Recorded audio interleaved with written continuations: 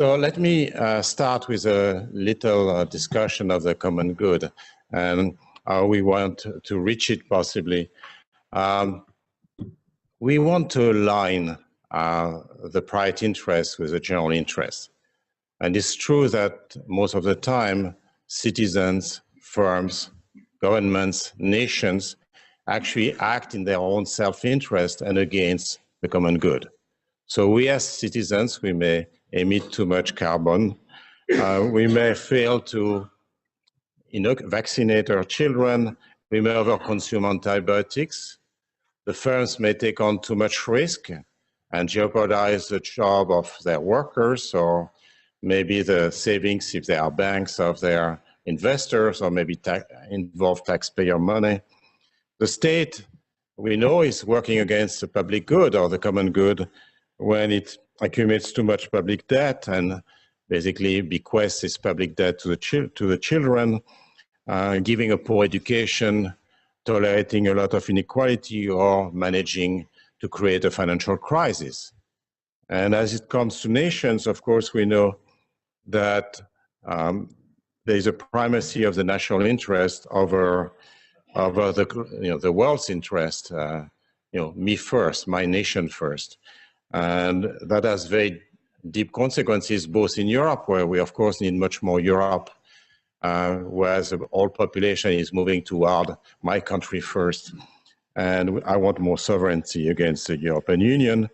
But we also see that in many dimensions like global warming or trade wars or fiscal competition and whatnot. So we need actually to put the common good in the center of things. And the basis, of course, is that we have the wrong incentives. So how do you deal with those behaviors? One way you can deal with it is through persuasion. So you try to convince people to behave better, to convince corporations, to convince governments to behave better. And of course, we need to do that. We need to stress corporate social responsibility. We need to try to implement what's called norm-based intervention by sociologists to try to change the norm and boost the awareness of people as to the consequences of their selfish actions. But there's only so much we can expect out of that.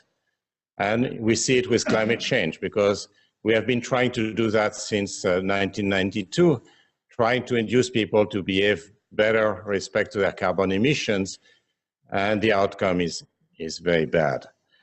So we need to, at some point, involve incentive and accept the fact, for example, that actually fighting climate change is going to cost something. And I think governments are really misbehaving when they say somebody else is going to pay. It's not going to cost anything to actually win the war against climate change. It's going to cost something, and it's worth it. And we need to get out of this mentality that actually everything will be going fine, don't worry. We can, of course, combine persuasion and incentive. So in Southern Europe, for example, there's been prohibitions of smoking in public places, for example, in restaurants or whatever. That's, of course, an incentive. But you see that also the norm at the same time must change. So people, even if there is no police actually to discipline people, they have changed their behavior, and they are much more respectful of the other than they used to be. So the norm has changed. It's not only an incentive that has taken place. So what is a common good? It's very hard to define the common good, because we are all different. We are all in different positions. We have different experiences. We have different positions in society. And it's very hard to think about what is a common good. So the best we have is an old tradition of thinking behind the veil of ignorance. So you ask yourself, I don't know who am I going to be, in what country, in what kind of society I would like to live. It's a very simple, difficult, but simple in principle way of approaching things. So I'm not born yet. I don't know whether I'll be a man or woman. I don't know whether I'll be born in a rich family or an educated family or not. I don't know whether I will have the good genes and will be healthy or not. I don't know what my sexual preferences will be. I don't know what my religion or ethnicity will be, or my nationality, what kind of society would I like to have? Okay, behind the veil of ignorance. Not a la-la land where everybody will be nice. Of course, we have to take into account incentives. I mean, just remember the experiment with the Soviet Union. The idea that there will be a new man. That was not a new woman at the time. It was a new man who will be totally selfless, hardworking, dedicated to the others, who will promote the good of society. And of course, it was a disaster, and it was a good disaster for good reasons. People had forgotten incentives. And everything that followed actually followed from that. It's not that the leaders were the wrong leaders. It was just that it was the wrong idea. So it's not a la-la land because you have to take into account incentives, but still, you have to ask yourself, what kind of society would I like to live in? And even this very simple sort of experiment delivers a lot. Not everything, but a lot. So just think about healthcare, which is the topic of today. Universal health coverage is natural. We are not responsible for our bad health in general. We have the genes we have. And therefore, we should be covered, insured against the risk that we face if we get the wrong genes. If you have a market, it's not going to work because the market will have very low insurance prices for the people who will be in good health, and will have very high prices or maybe no insurance at all for the people who will be in bad health. And that's going to get even worse with AI and genetics. So we need universal coverage. We need a lot of other insurance mechanisms, equal opportunity in education, for example, gender equality, religious ethnic tolerance, and so on and so forth. So you can already derive a lot of things just from thinking behind the veil of ignorance, things we should all be agreeing about. Even so, of course, I have a position in society. I'm in good health, so I would like to pay a lower insurance premium, right? Not pay too much for healthcare because I'm in good health, right? So that's the kind of thing that you have to abstract yourself from who you are. You have to think about, I might be a different person. So let me come to healthcare. By the way, we need a long-term vision, and that's something that we social scientists or scientists more generally should stress. Politicians are short-term minded, and that's not their fault. I explained very clearly in the book that everybody has an incentive. We academics have our own incentives and our own biases, of course. And in politics, the incentive, of course, is to be reelected. In part, of course, you have politicians who are more honest, more forward-looking, more talented than others. But still, the incentive overall is to be reelected or elected. And that introduces a short-term bias, which makes it difficult in areas such as climate change, public debt, education, research, to have anything decent, of course, because those are long-term issues. You can spend too little for 2 more years, it doesn't matter. Those are long-term issues. And that's where politics is not as good because, of course, any politicians, and again, I'm not blaming them, has to be reelected, and that introduces a bias.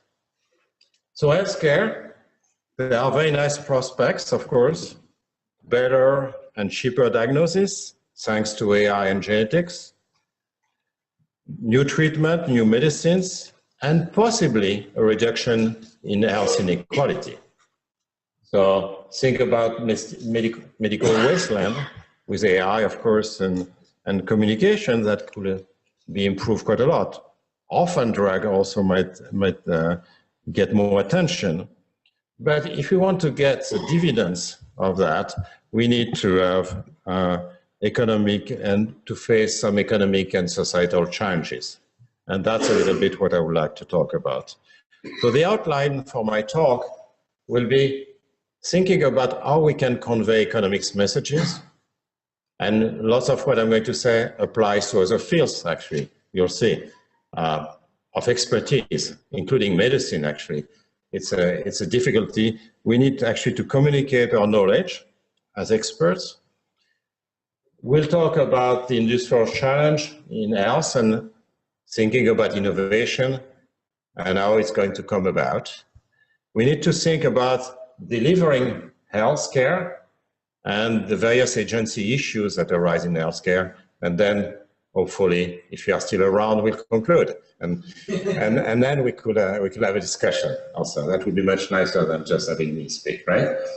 So, health economists in general, it's an understatement, have a very difficult dialogue with politics, with the public opinion, and with other scientists. They stress trying to measure things, the measurement of things. So in the jargon of economists, you'll see things like the value of a statistical life. How much we are willing to pay to save a life. Now I can see a number of you will be jumping from their seat and say, how can you put a price on life? But economists do, and I'll tell you why. But of course, life is priceless. So the value of a statistical life is how much we as a society, or maybe we as individuals, it's not quite the same, are willing to pay to reduce the risk of mortality. There are lots of decisions like that. When we buy a car, we are willing to pay maybe 2,000 euros more to get a sturdier car, for example. When we buy an equipment for an hospital, we decide we put a price on life. And that's something we have to realize. So, okay, there is a prime minister. Would it be better that way? Okay, and I could move around. That's great. So we have to realize that actually we are putting a value on life. And the economists try to measure very, very imperfectly this value of life. First, by looking at what people actually do by revealed preference. What kind of things do they want to do?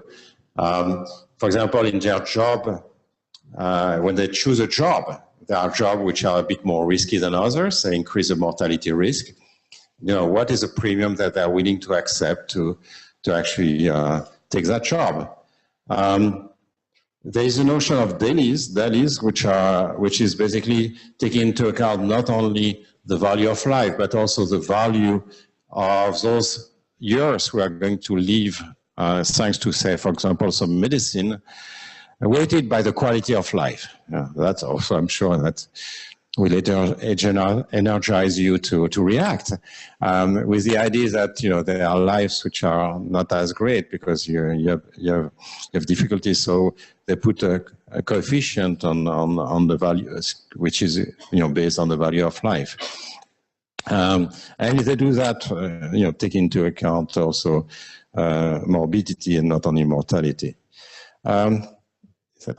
So, what is the benefit of that? Why do economists do that? And by the way, not only economists. So, if you work for the Ministry of Transportation or the Ministry of Health or the Environmental Public Agency, Protection Agency in many countries, actually they use those acronyms and those numbers.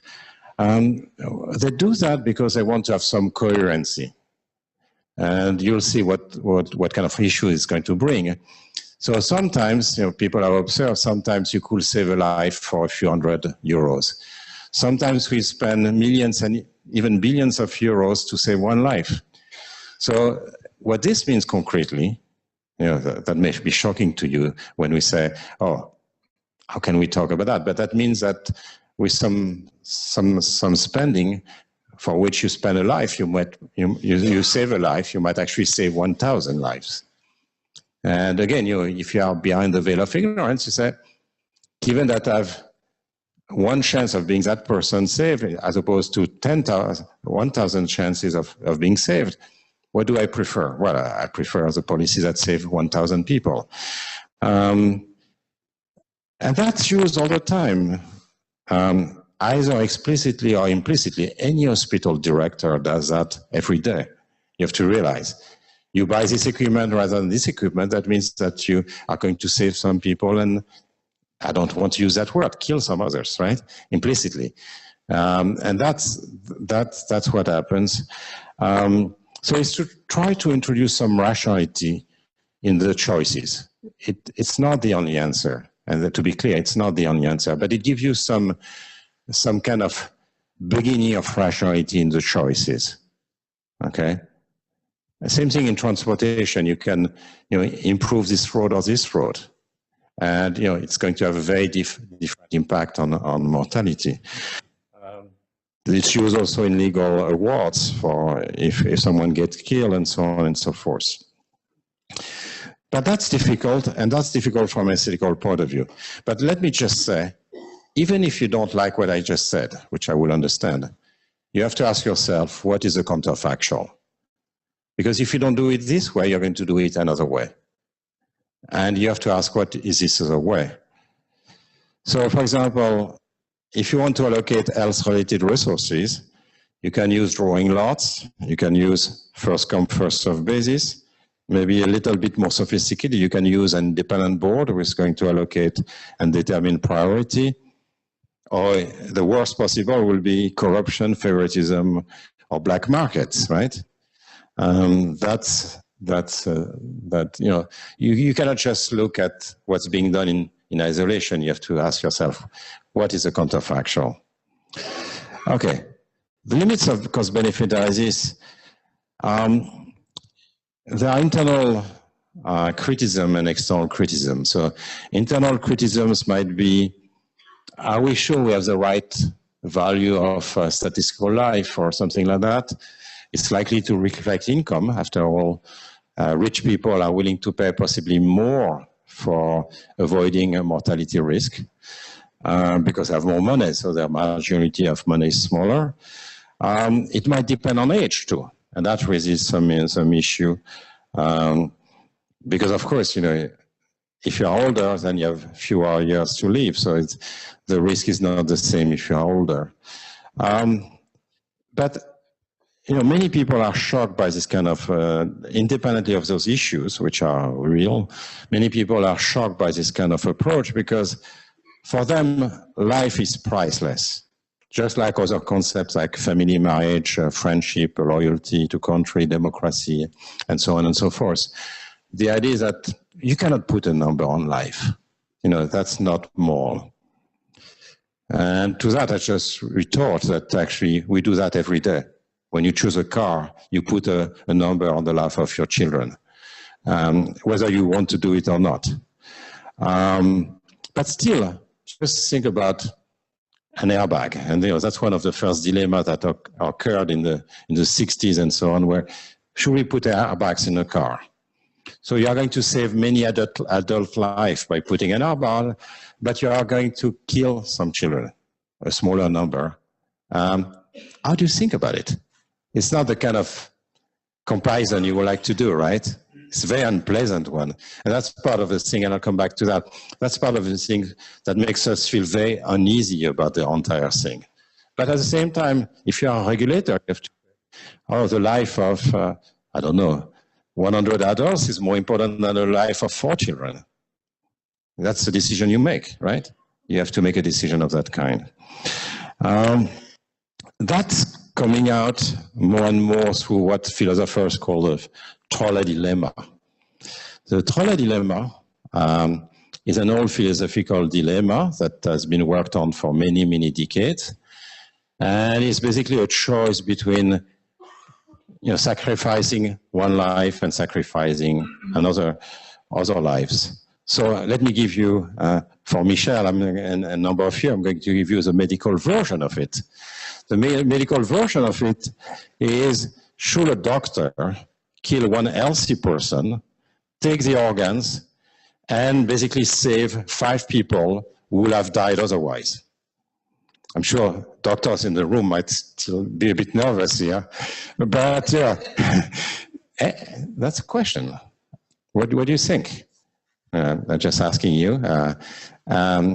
And this is something which is actually goes way beyond medicine.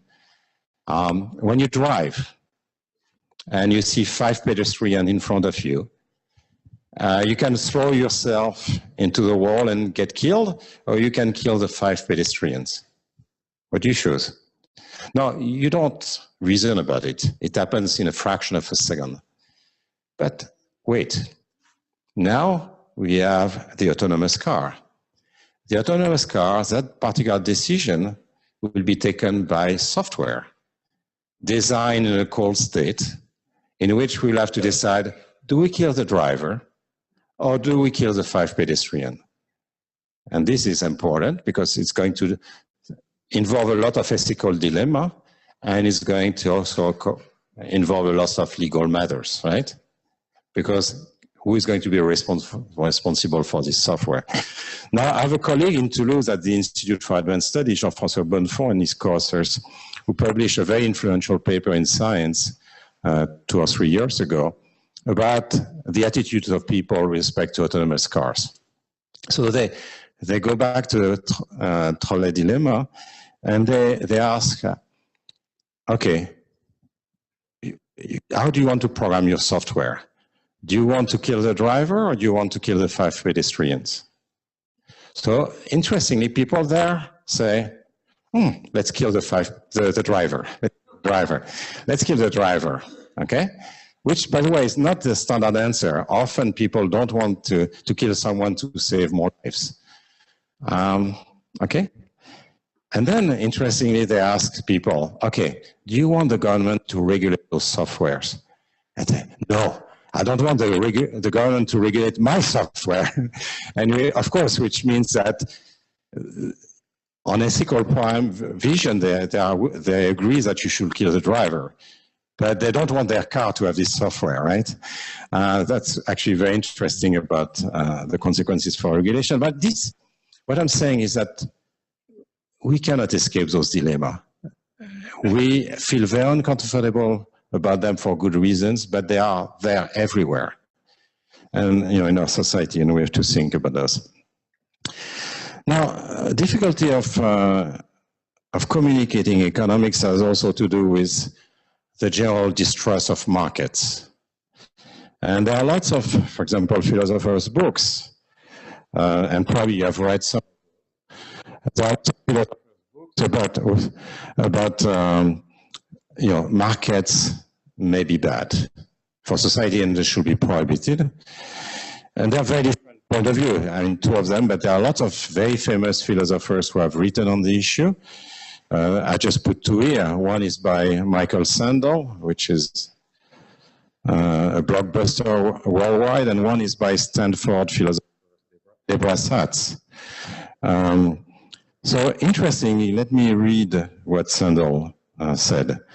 He said a wide range of goods and services, including babies for adoption, surrogate motherhood, sexuality, drugs, military service, votes, and organs for transportations, are not to be commoditized through markets, no more than friendship, admission to elite universities, and Nobel Prizes are to be bought, or genes and other forms of life to be patented. So there's this feeling that the market is not appropriate for the allocation of certain types of goods. And implicitly, and that's the case for of Michael Sandel, not so for the book of Deborah Satz, even so they go in the same direction. They put the blame on economists for overstressing markets. Now, this really shows that people don't really know what economists do. Actually, economists spend most of their life actually working on market failures, right? That's what we do every day. And, and explaining that markets sometimes don't function well. And some of the dilemma, not all, that are in this kind of books actually have been studied by economists for a long time. But let me just say one thing before I talk about this, is that there are 2 things which are wrong with what's wrong with markets. Not I'm saying they're wrong, but the approach is wrong. Because I don't like moral postures. Moral postures might be a warning signal, something that alerts you that something might be wrong. But it cannot stop there. It cannot stop there for several reasons. One is that sometimes moral postures actually is used to override the freedom of others. So think about sexual acts between people of the same sex or different races. For a long time, the morality of the majority was saying it's completely immoral. You were restricting the freedom of others on the ground that it's immoral. Just because you felt it was repugnant for some reason. So you see what's wrong with this approach. If we just have kind of moral postures, we're not going to get anywhere. And by the way, some people are doing exactly that with carbon pricing nowadays, including the Pope, saying you should not be allowed to pay for your pollution. But you know, if you really want to have global warming, just speak against carbon pricing and you'll get it. So that's really an issue. And the second reason is that those markets exist, whether you want them or not. Even if you think they are wrong, they do exist. You know, there are black markets for prostitution, organs, so to get motherhood and whatnot. So the question is, how do we regulate them? How do we prevent them? It's not a moral posture saying they should not exist. That's not the issue, okay? So we want to identify market failure and we want to react to those market failure. Now, as I said, that's something that economists have been doing for a very long time. And yeah, I'm going to try to, there are many examples, but I'm going to try to stress else a little bit. We worried about externalities. Externalities is simply when I behave and that actually hurts you somewhere.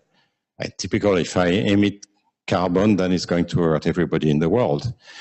But of course, you know, we can apply that to many other things. So why don't we want a market for babies? I mean, that may sound intuitively obvious, but you know, you have to think about it. And that will be my main message. You have to think scientifically about it. In the case of market for babies, it's not very difficult. You have a transaction between, you know, the parents and the buyer of the baby. The problem with that is that there is a third party. A baby is a baby himself or herself who actually is going to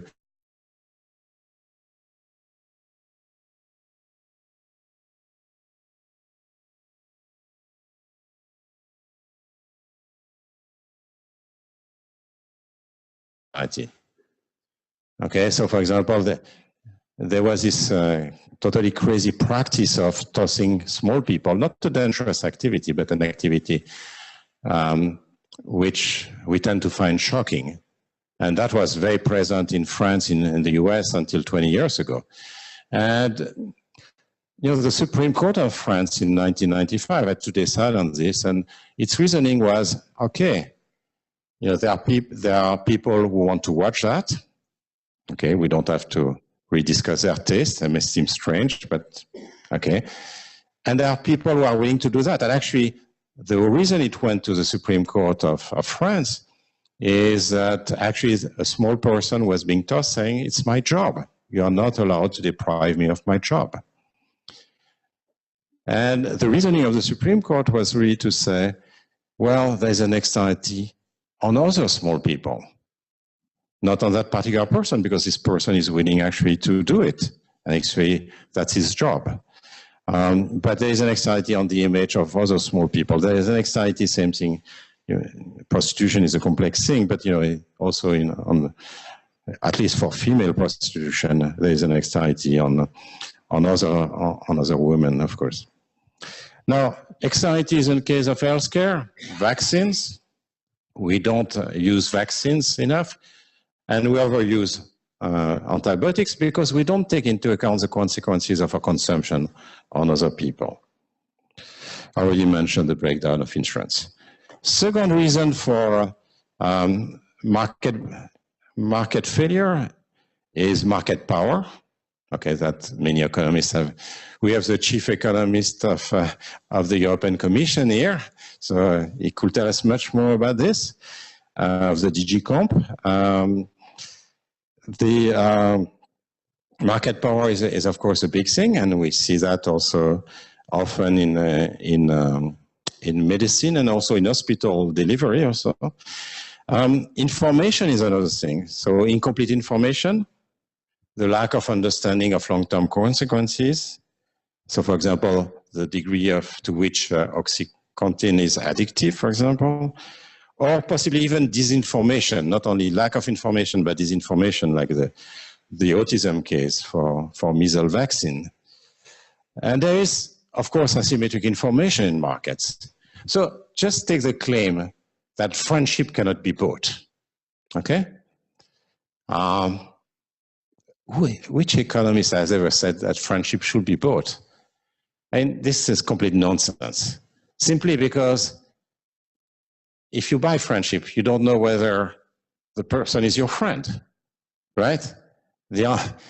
Basically, you increase the prime of asymmetric information if you have any payment. Same thing, if you buy your diploma or your scientific prize, what is the value of that diploma or scientific prize? Because in the end, it's not clear that you got it because you are talented or because you had money.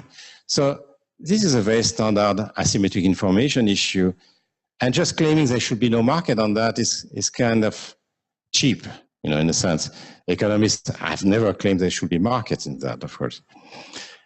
Internalities are also very important. So internalities is when you hurt yourself as opposed to externalities where you hurt other people. So internalities are very important in healthcare, of course, because of drugs, of smoking, of junk food, of drinking, and so on, all kinds of things that actually are good for the current self, but actually are bad for the future self. So when you don't actually stand for your own self-interest, and there are, of course, policies with respect to that on advertising, taxing, and prohibiting. You might think also about organ sales as being possibly an internality. So you get the money right away, but of course there are consequences in the future that you discount too much. And of course, the opioid crisis and the free samples. And sometimes you have a mixture of internalities and externalities, like doping in sport, doping in sport, where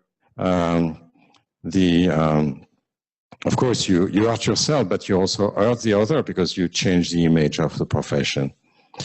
Other market failure is, of course, inequality, because behind the veil of ignorance, there is no reason why the distribution of income and wealth should be the one we observe, will be the one we would like to have, I should say. And, of course, health inequality, which is, of course, a very fundamental form of inequality. Simply because it doesn't create any more hazard to have health insurance. Let me skip that, maybe, I don't know. The final difficulty about communicating what we do is about cognitive biases. And there are many cognitive biases, but there is one which I would like to emphasize in those times of populism, which is we believe what we want to believe. And there is very interesting work which is being done by social scientists right now about this. So it's a general phenomenon. We want to believe that accidents will happen to others, not to ourselves or closely related people. We want to believe that illnesses also will happen to others, so we may not go to the doctors for checkups and so on. But of course, we also want to believe that we live in a more equal society than it really is, because it's a much more pleasant thought. So think about organ sales and prostitution. So one of the reasons we are nervous about markets for organ sales or prostitution is that actually they are a telltale sign of what kind of society we live in. Because who is going to sell organs? Who is prostituting himself or herself? Rather destitute people. So that means there are people who actually are so poor that they are willing to do things we consider are not great. And, and we don't want to see it. Actually, you see that when the mayors of a town are moving prostitution from one neighborhood to another neighborhood, so you don't see it as much, right? Because you don't want to see it. You don't want to see what society is like. But then Same thing with public executions. Until 1981, there were death penalty in France, but we moved away the execution from public to private, simply because we had an image of society which was not that great. Crowds of people bringing their children to rejoice over an execution.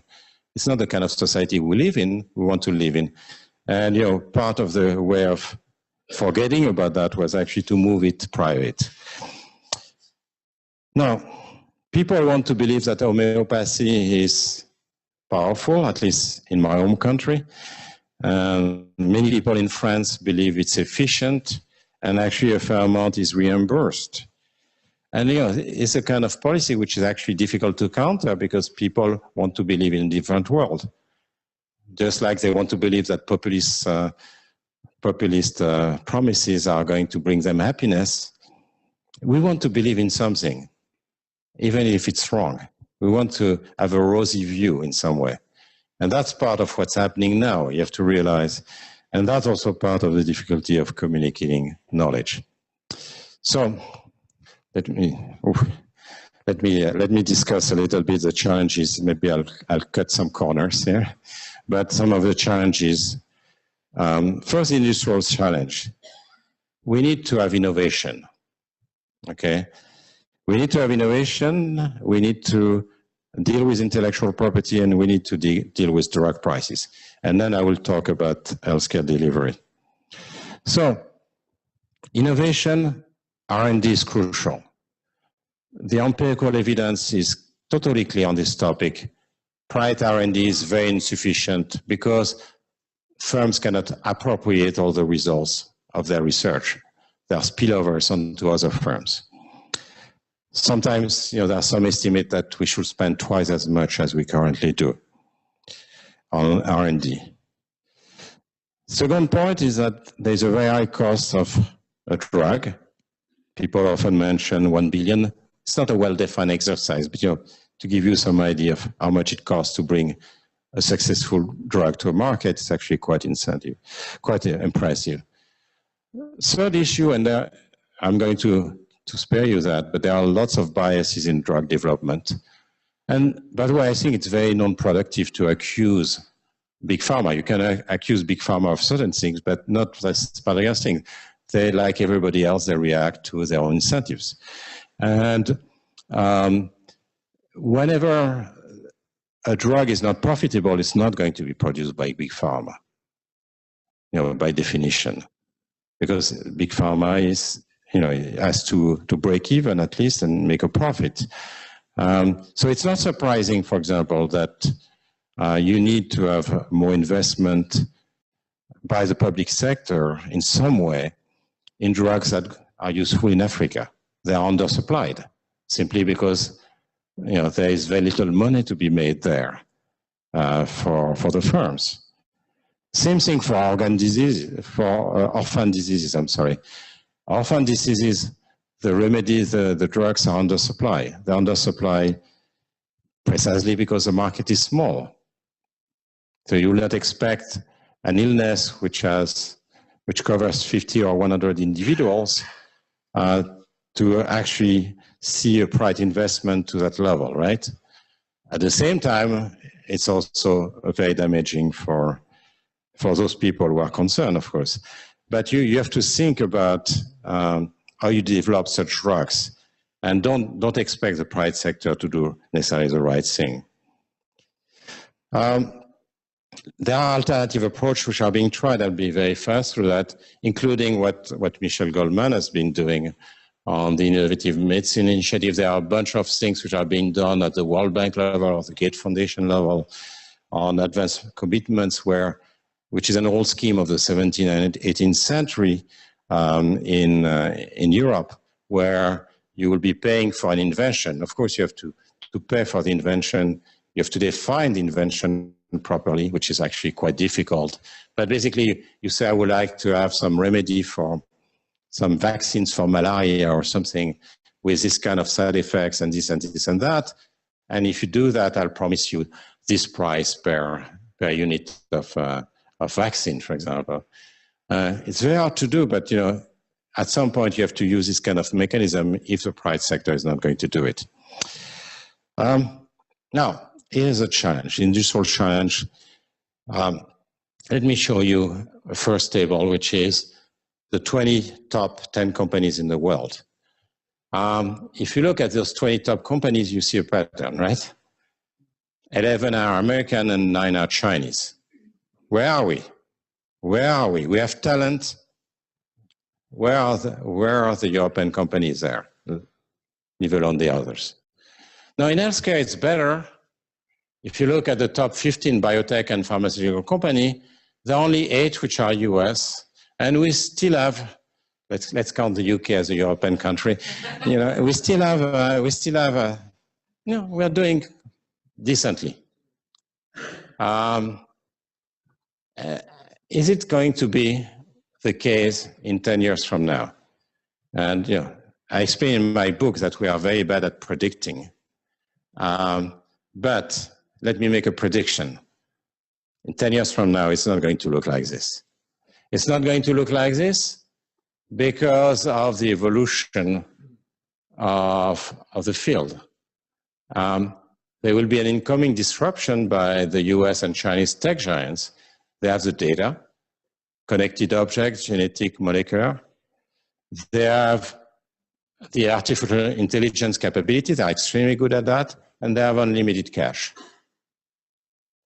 They are entering into the healthcare sector. What's going to happen? Well, you can see what's going to happen. So we are facing this industrial challenge. I could spend hours discussing that, about what we should do about it. It's a set of things, including, by the way, there is a rebirth of industrial policy ideas. We economists traditionally don't like industrial policy because it's often very misused. It's done exactly the wrong way. But done well, it can be done with benefits, and there is a whole discussion about this. But it's a set of things which goes from universities, of course. We're talking about Université Libre de Bruxelles, but you know, all kinds of higher education thing, about governance, about financing, about whatever, and competition policy. That's very important. Let me go very fast through that. We need also an intellectual property regime, which is going to do the right thing. So there's a trade-off. We tolerate patents simply because we want to give a rent to the innovators. You know, if you spend 1 billion euros developing a drug, then you want to have some reward for it, otherwise you won't develop the drug. Now, this is a very difficult balancing act, but at least when the patent is expired, at that point of time, you should move to generics. And you see that generics, there's not enough competition in generics for various reasons, which are country-specific, and also because of the patient's perception of generics. So we need to regulate in order to avoid too much market power, but at the same time, every country would like the other countries to pay for the drug. But there are things we can do, and I'll come back to that. There are things we can do, for example, with market power. One of the big issues, contrary to what we read in the newspapers, is that the competition authorities don't actually prohibit many mergers. It's pretty rare, contrary to what you read the last few weeks. And that happens in the tech industry, and that happens in the pharma industry. So there's a recent paper which looks at what's called killer acquisition, where you basically have a pharma which buys up a biotech startup or a molecule, and then basically kills the product just to make sure there is no competition. Now, what is the value for society of doing that? The value, you understand why pharma may want to do it, because that suppresses competition, which of course reduces profit. And you understand why the startups might want to sell to pharma, because it gets a good price for it. But in the end, that biases the innovation process toward me-too substitutes, and that doesn't bring any benefit for the consumer. It's just the biotech startup which take a little bit of the rent of the pharmaceutical company. It's not very, very big. And tomorrow we'll see a lot of market power issues with data barrier to entry in the healthcare market. Let me just mention an international aspect and talk about external reference pricing. So external reference pricing means that you cap the price of a drug in your country based on the price of the drug, of the same drug, in other countries. So for example, what you could do, if you're in the US, very high drug prices, you say the price of the drug cannot be higher than the price of drug in Canada. That's called external reference pricing. And lo and behold, the president of the US in October proposed to have external reference pricing for Medicare, which is a big submarket of the insurance market in the US, benchmarking not on Canada, but on 14 countries, including a number of European countries. You're going to tell me that's wonderful. That's wonderful because that way Americans will have access to cheaper drugs. Wait, don't believe that. Just imagine, let's take the case of Canada. Imagine that, just to simplify, imagine that the US imposes that the price of a given drug in the US be no greater than the price of the same drug in Canada. Now, if you're a drug company and you negotiate with Canada, are you going to grant lower prices to Canada? If you do so, you will have to actually reduce the price for the US as well. And the US is a huge market. So what you will do is you won't bargain for a lower price, or you delay the entry. So actually I have a colleague of mine in Toulouse who actually with co-authors, run some simulation about what will happen if Donald Trump did that with Canada. Of course, he wants to do that with 14 clinics for American patients or healthcare providers, and huge cost increases for Canada. It's exactly what you can predict from the theory. Huge cost increases for the Canadians. So there's a big externality there, because if Donald Trump does this, that means the prices in our countries are going to be much higher. And we have to realize that. By the way, there is some other empirical evidence which shows roughly the same thing. So in Europe, we have a lot of external reference pricing. And of course, that works against the small and poor countries, because the drug companies tell the small and poor countries, look, if we grant you a low price, which we might want to do, we have to reduce the price for Germany and France and so on. So we're not going to do that.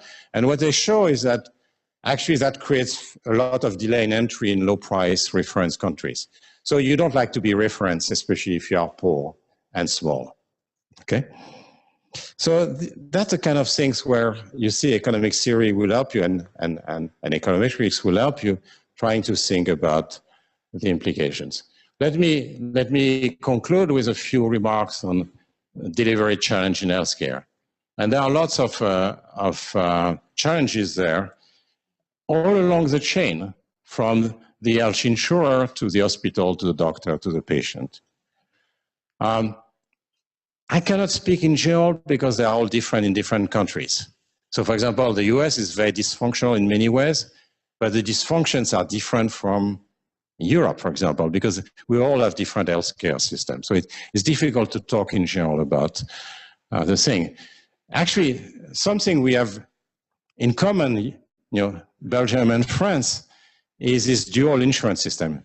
We have innovated quite a lot, where we get a social security system with complementary, supplementary insurance, the complémentaire. And this actually has a lot of cost, I can tell you. The first in France is that it doubles the transaction cost of dealing with claims.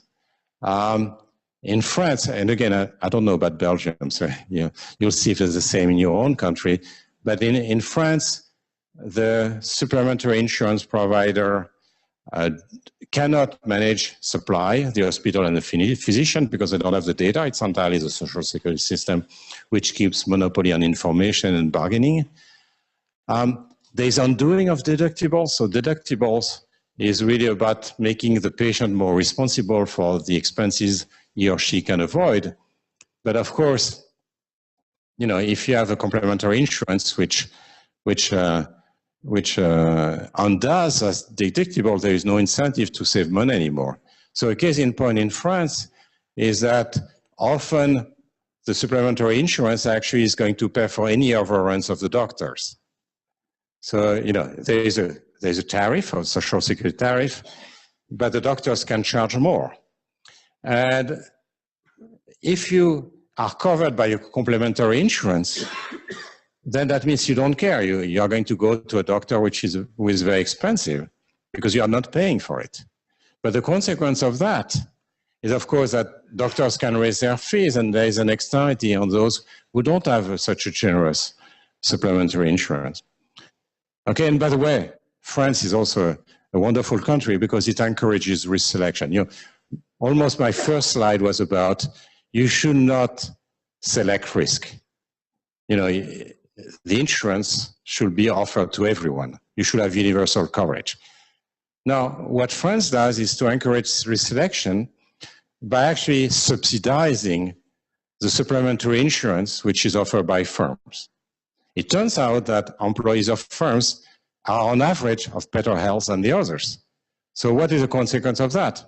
Is that you get a lower prices for those who are in firms and much higher prices for those who are not. So you encourage risk selection. That's part of the unintended consequences of this thing.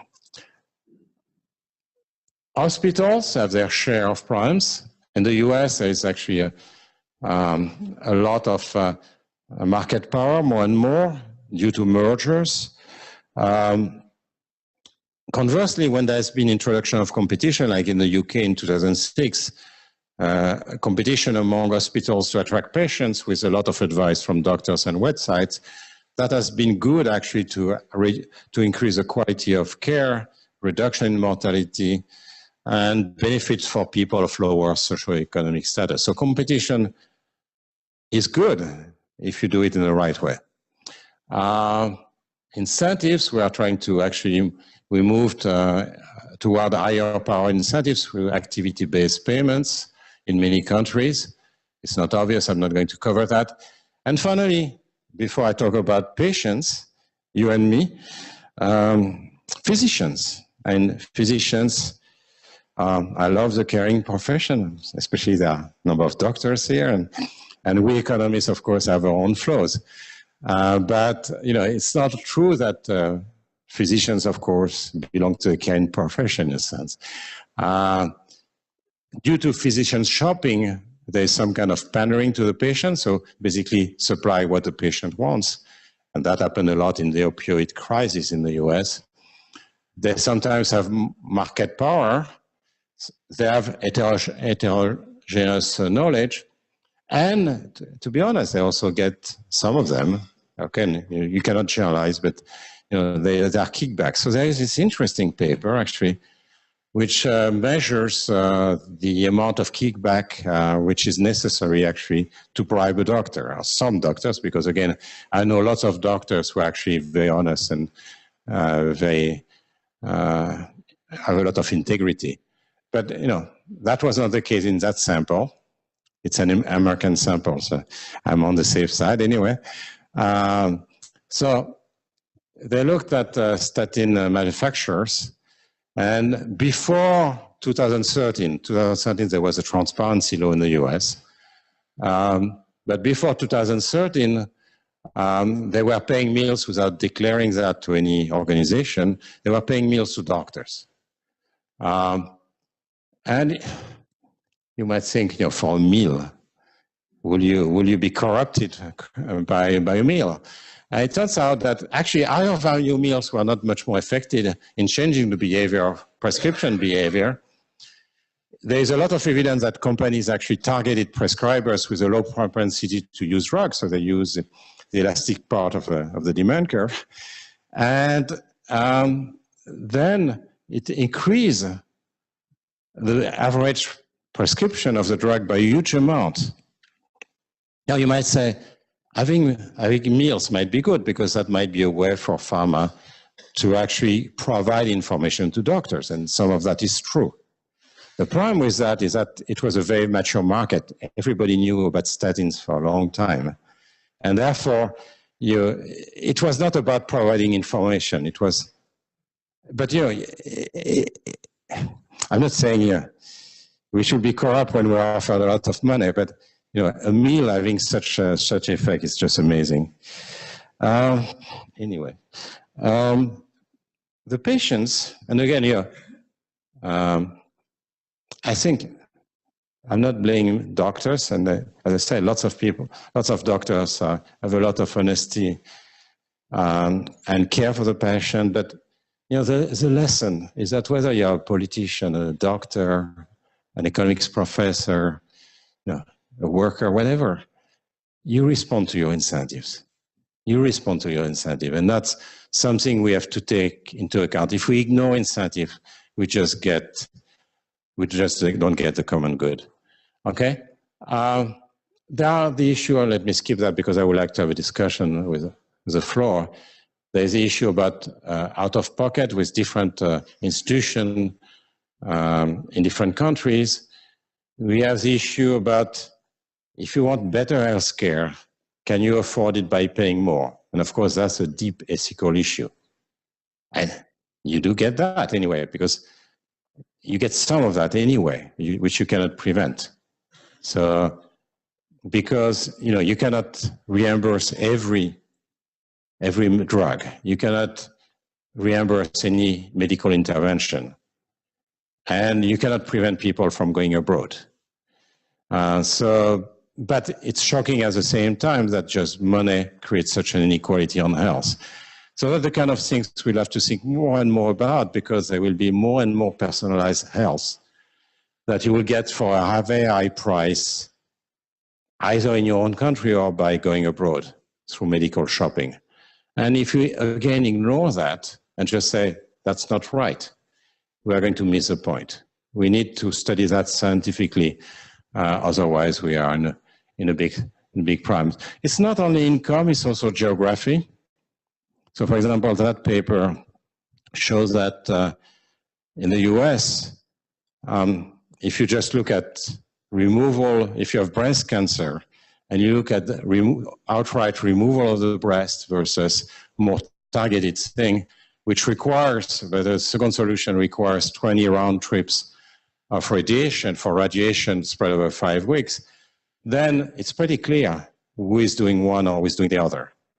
If you live far away from a radiation facility, you tend to choose for the entire removal, otherwise you don't. So it's not only income, but it's also geography, and we all know about medical wasteland. So, and perhaps there is some hope that digital is going to promote inclusiveness. Okay, let me ignore the opioid thing and let me conclude. The future of healthcare holds very high promises. At the same time, there are many societal challenges. Access, inequality, market power, innovation, cost explosion, delivery, international cooperation, which I've mentioned.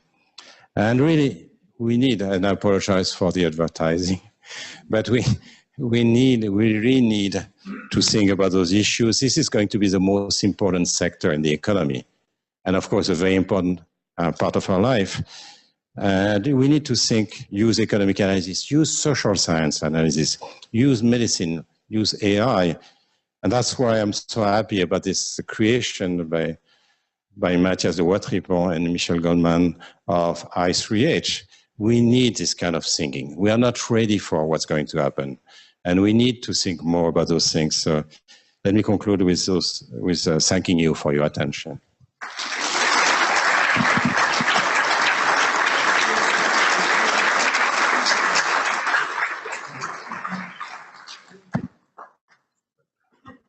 So thank you so much for this beautiful lecture. And I would like to especially thank you for really translating many of the concepts that are in your book. And I know that for this lecture, you made a special effort to see how this translates to healthcare. So thank you very much for this also. So you agreed to take a few questions. So I think that if you have question, just raise your hands and we will come with a microphone, and please identify briefly yourself before asking the question. Good evening. Thank you very much. Very interesting presentation indeed. Thank you very much for holding it. My name is Jonas Albert. I work here at the VUB in Brussels, a joint research institute with I3h, and I work on developing business models for health innovation. So especially interesting for us, obviously. My question for you would be, you said the uptake in digital innovation will mainly take place in the US, and Europe might be left behind. And that's true, we see similar things because it's more receptive for business models over there, especially. But if the European, more publicly oriented health systems would take up into their regulation that it would be easier for digital health innovations to obtain the status for reimbursement, do you think Europe would stand a chance in the competition of uptake of digital innovations? Okay, there is an interest. Shall I use? No. Yeah. Maybe. There is some kind of issue about what we should do with Europe. Europe has a lot of talent, and everybody says that, not only the Europeans. And there is no reason why we should have the kind of table that I showed you. And the question is, how can we regain a leadership in healthcare, or keep a leadership in healthcare, given what's happening now? And I'm not really a specialist in healthcare, to be honest, but there's no reason why we cannot be innovative. And just take antitrust. Antitrust, the nation of antitrust was the US. 1890, the Sherman Act. It was developed entirely in the US. Now the US is moving away from antitrust for political reasons. Europe is taking the lead. Privacy, we are taking the lead. Not always in the right way, that's not the issue, but we are taking the lead, and we can take the lead. Now we can also take the lead in a lot of other things, but we still need to keep our brain. So we don't want to have the best Belgian brain or French brain or German brain move to Palo Alto, right? Or Kendall Square, MIT. And tomorrow to China. We have to do that. We need to have an environment. So you suggest, I believe, that we use a reimbursement rule to actually basically steer the innovation toward a certain direction. It could be, and there is actually economists have demonstrated a local effect. Now, still, so you're more likely, your industry is more likely actually to produce innovation which are good for the country itself, which is not completely obvious because, as I said, it's a public good for the entire world. Of course, yeah, there are diseases which are specialized to a region, but by and large, diabetes, for example, is everywhere, right?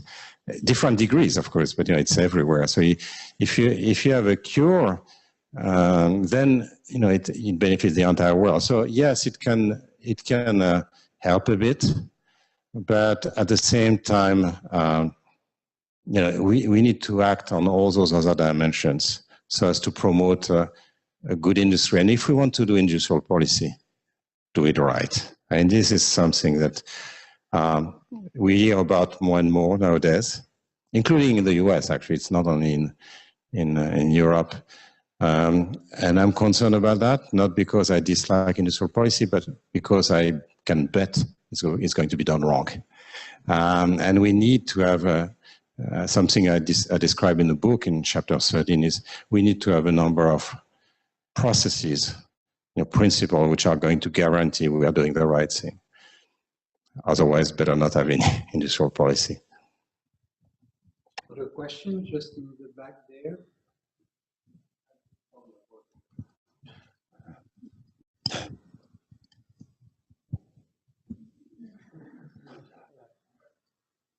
Hey, yeah. Hi.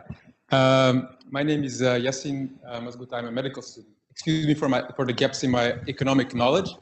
But what I see, and I see it in other lectures that I attended, is that we have this healthcare economy, and we try to make it adapt or adhere to this global economy, right? Make it follow the same principle. Okay, it's regulated and stuff, but still we try to adapt it to this economy.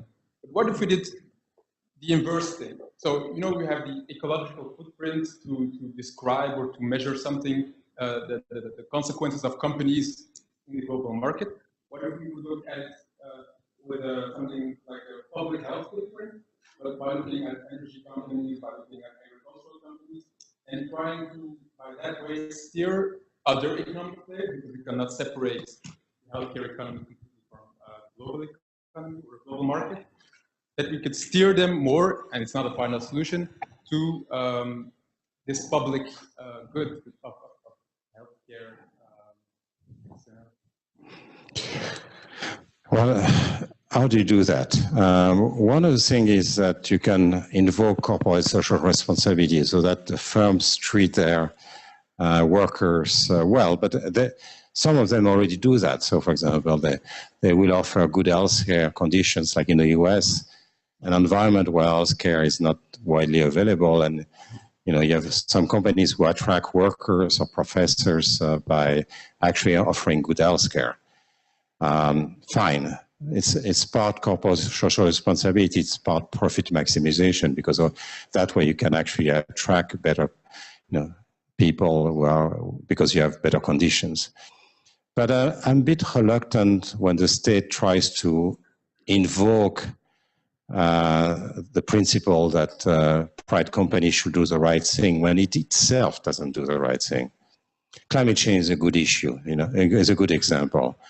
In climate change, you often have, including in my own countries, call for companies to do the right thing, when the government itself is reluctant actually to do the right thing, doesn't want to fight climate change. So it doesn't want to do it, it doesn't want to have any carbon price because it's unpopular, but it's going to ask company to do the job. No, this is not the way it should be. The government is the government. It has responsibility to take care of healthcare, to take care of climate change, to take care of those things. And don't ask the private sector to do things that are actually the task of the government. Now, I'm not saying you should not have corporate social responsibility, but corporate social responsibility is a voluntary move by employees, by the firm, by the investor, to change, behave differently. But it's not up to the government to ask the firm to be socially responsible.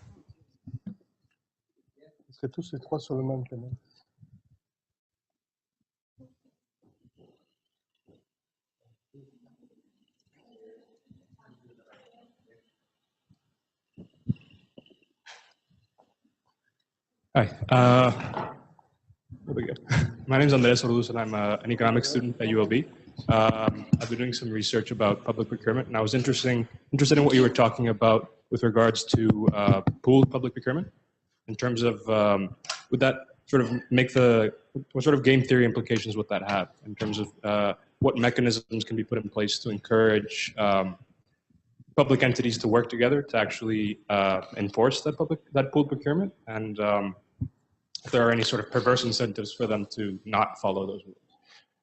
Well, it's actually, I hope you're going to bring the solution in your thesis, because it's being debated very heavily, as you know, right now, about whether either hospitals or countries should pool their procurement to get lower prices. And it's true that if you bargain together, you have for various reasons, you have a stronger bargaining position, you can get lower prices. But for that, it must also be the case that you have the same goals, right? And if you're not happy with the deal, because in general it's a multi-drug bargaining thing, then you don't want people to exit the pool simply because they're not happy with it. So they must be committed to the pool. So, there's a whole debate right now in economics and, in Gates Foundation and other places, trying to understand when is pool procurement better or it makes it worse. So, not everybody agrees with that. And I will be interested in having some discussion about what you are doing in the topic, because it's actually a very interesting topic on which we don't have a complete answer.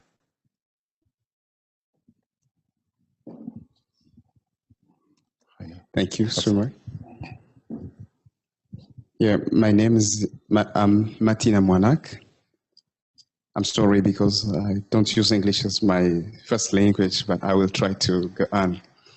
Well, I would like to know, especially about universal coverage in terms of health, when all of the citizens of a country are covered by a given insurance company.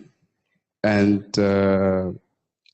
then I would like to know what are the advantages in terms of cost opportunity comparatively to developed countries in which citizens pay out of pocket.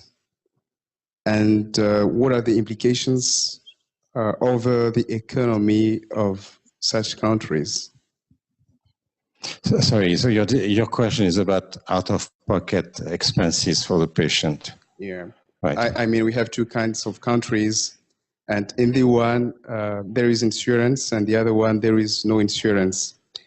Well, no insurance is a bit extreme as in terms of out-of-pocket expenses, but no, I think, you know, what I said, we needed universal care, which doesn't mean necessarily that everything is reimbursed, because otherwise there is a huge cost inflation. You know, every drug will be reimbursed, and there will be a demand, and then the pharmaceutical company could ask for any price also.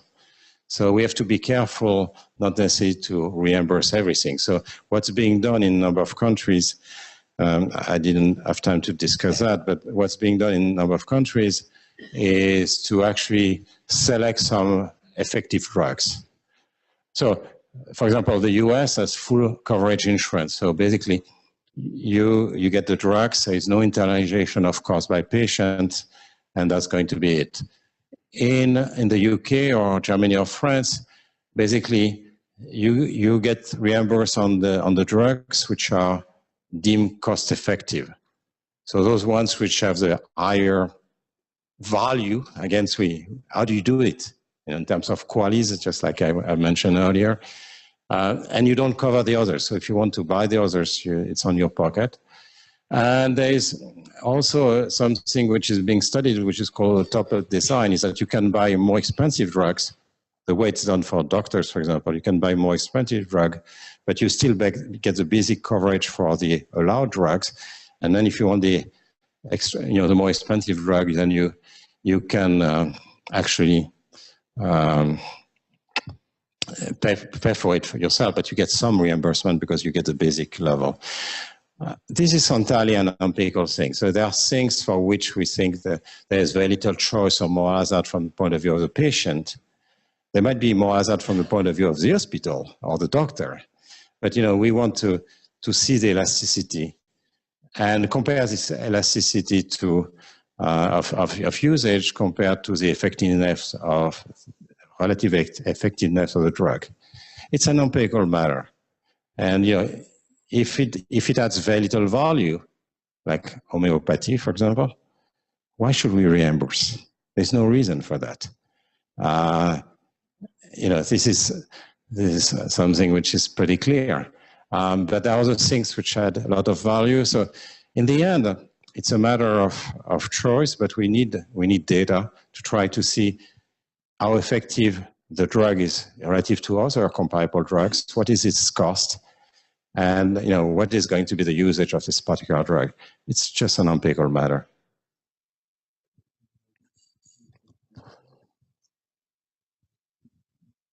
Hi, Sandy Tuba, professor in health economics at the Université Catholique de Louvain. So I'm very interested in your viewpoint on the rare disease aspect, because this is something I work on as well. And so we know that there's been this ODS, you know, this legislation, the Orphan Drugs Act, that was actually incentivizing pharma companies actually to do more research into this. But for some of the work that one of my PhD students did, we did see actually initially an increase in research and development, but on very short term, and then not on the longer term. So I would be curious to know, what is your solution? Is it to increase more incentives to farmers? Or from what I understood, is it trying maybe to push institutions to do more research for rare disease because it's not attractive enough to pharma? Well, you can do a mixture of those, and maybe I should ask Michel about that. But there's you can do a mixture of those. So you can boost public research, possibly as a PPP in combination with industry. So you can boost public research. Then you can give monetary incentives. You can write, if you can describe well enough the efficacy of a drug and the drug you want and the side effects, you can have advanced commitments. And probably, it's a mixture of all those that you might want to use. I'm not an expert in the topic. I wanted to mention, all the incentive effects and the thing, and you know much more about this than I do. But in the end, it's a procurement issue. It's clear that you have to bring money on the table because the private sector is not going to do it. It's not profitable. And we should not blame them for that. They're not going to do it. But we should take that into account. So we need to bring public research as a public good. We need to bring financial incentive and a combination of all those. I think we will close here. Thank you very much again, Jean. And thank you very much. Thank you.